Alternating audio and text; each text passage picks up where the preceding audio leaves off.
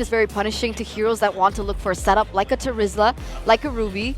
The displacement of the Jushin is very difficult to overtake. So I Yoodo Red Giants in their spot. And with that, I'm going to throw it over to you guys to cast and bring us into the third game in this best of 5. Thank you again, Eterna. Will we see the Land of Dawn the last time for this series, or will we see another Land of Dawn game? Let's see. Yoodo Red Giants taking on Falcons AP Bren. And we can see right now for Yoodo Red Giants, they are really on the aggressive side, specifically in the middle lane. But this is a very different rotation from Q because he goes at the lane as to where Super Marco is. Let's say it's a 1v1 Raw. Stormy and Yumes will force Super Marco to use that flicker early. That's already a spell wasted.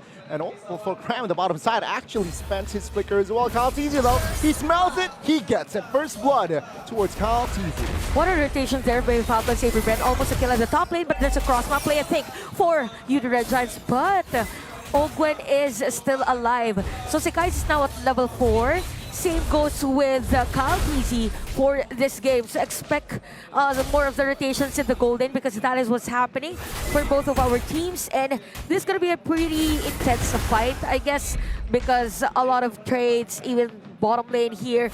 But Cram, he needs to be careful against the FlapTzy and KyleTzy. It's already very different from game 1 until early first blood. And KyleTzy looking for an angle already. So more confident here, and as well as more aggressive from the side of Falcons AP Bren. Even Owen is poking some of the players here from Yoodo Red Giants. A lot of pokes at the middle lane.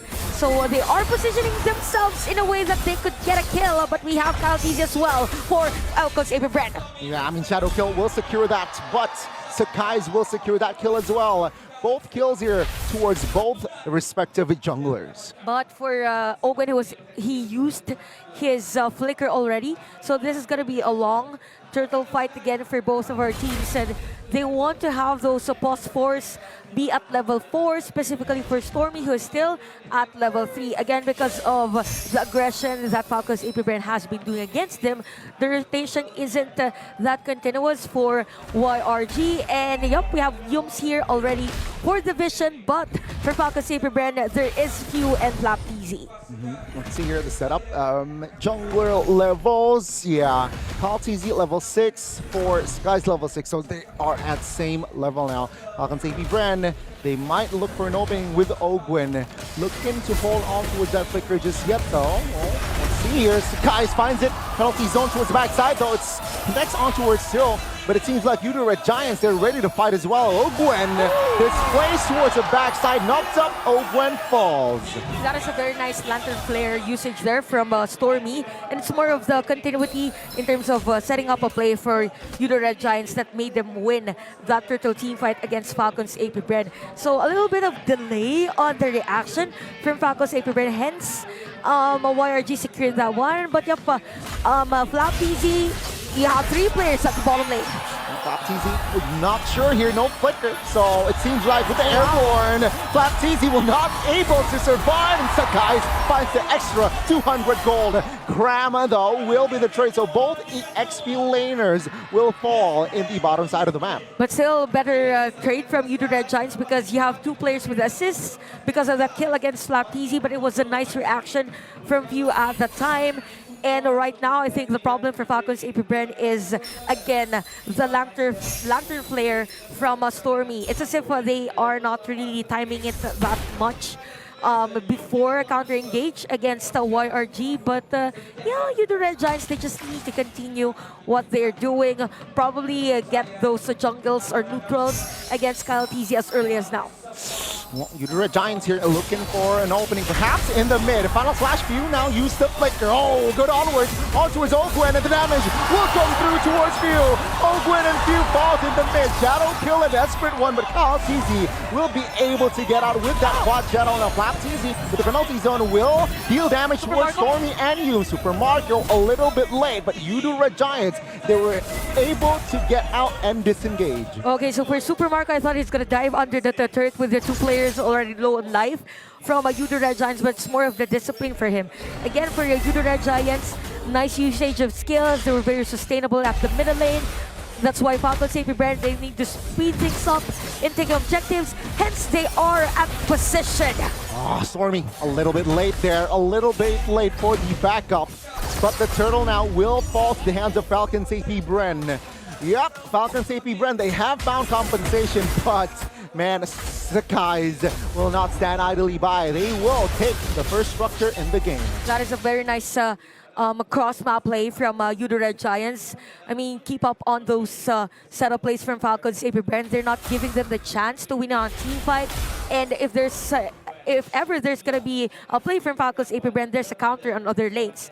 So I really like how Cram is playing on this game because it's as if he is the initiator from Yoodo Red Giants, and then there's gonna be that follow-up setup play from Yooms, and Stormy's doing a great job on that Yujin play, and I heard the conceal from YRG. Yeah, Yoodo Red Giants, they want to set things up in the top lane. Oh, good!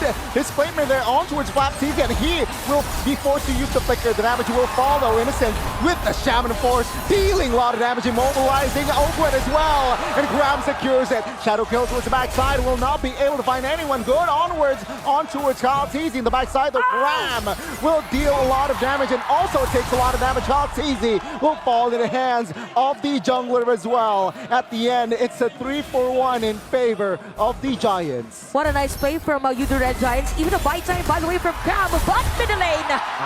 Unstoppable already for Sakai's, but Stormy's gonna be down. Super Marco running for his life. Now Falcons, AP Brenna, there's a bit of a juggle for them against the Yoodo Red Giants, but YRG is keeping up that lead. 1,800 in terms of gold. We have Sakai's and Innocent on top of that gold farm against the Falcons, AP Brenna. Sakai's, by the way, is at 5,700, while Kaltizi is at 4,400. So that's a huge leap in terms of the itemization because he has the Malefic Roar already. Oh, that's more damage already, right? And 7 minutes in, what a recovery by Yoodo Red Giants. Clan, though, will take a lot of heat here with the crowd control and damage. Flapteezy will be able to take him down the middle. Different situation. You will be taken down. It's a 1-for-1 on the XP for the mid. Take a look at Sakai's. He will clean up on the turtle. So that's a 1-for-1, but the mute falls to the Yoodo Red Giants. Nice diversion of attention for the players of Yoodo Red Giants at the middle lane. So it's a free turtle rather for Sakai's at that time. Sakai's, by the way, is at 504. And because Stormy heard that conceal, he just prepared himself.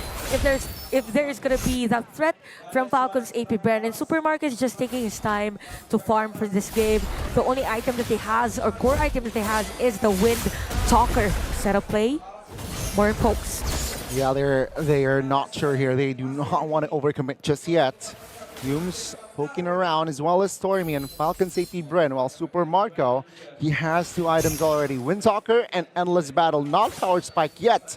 But if you say that he is able to deal damage, the answer is yes. Ooh, nice setup play. Oh, Super Marco, the backside, Flapteezy flickers out of the way. The alley-oop from the side of Stormy will be able to be finished by the members of Yoodo Red Giants. They want the triple as Graham jumps in, dives in. Now on the backside, it is actually the Hayabusa looking for a small cheeky kill, but it will not be available because of the alley-oop again. And Sakai secure the godlike. That is going to be a wipeout also for the side of YRG, hence them taking this turret at the middle lane. So things are looking good for YRG. The layering of skills is there. Stormy is doing a pretty stable job, by the way. 0-3-15. So all 15 kills from YRG. He has participated there. So 100% kill participation for this Eugene, and I think Falcons AP Brand is having a hard time to counter this type of lineup from Yoodo Red Giants, because even at the item shows. So we have the Thunder Belt already for Cram, Road to Dominance Ice, and even for Falcons AP Brand, they can even peel the shield and even the HP bars here of Yoodo Red Giants. And because of the team fight, from 2,000 gold lead and now 7,000 for YRG. Things are not looking good here for Falcon Safety Bren.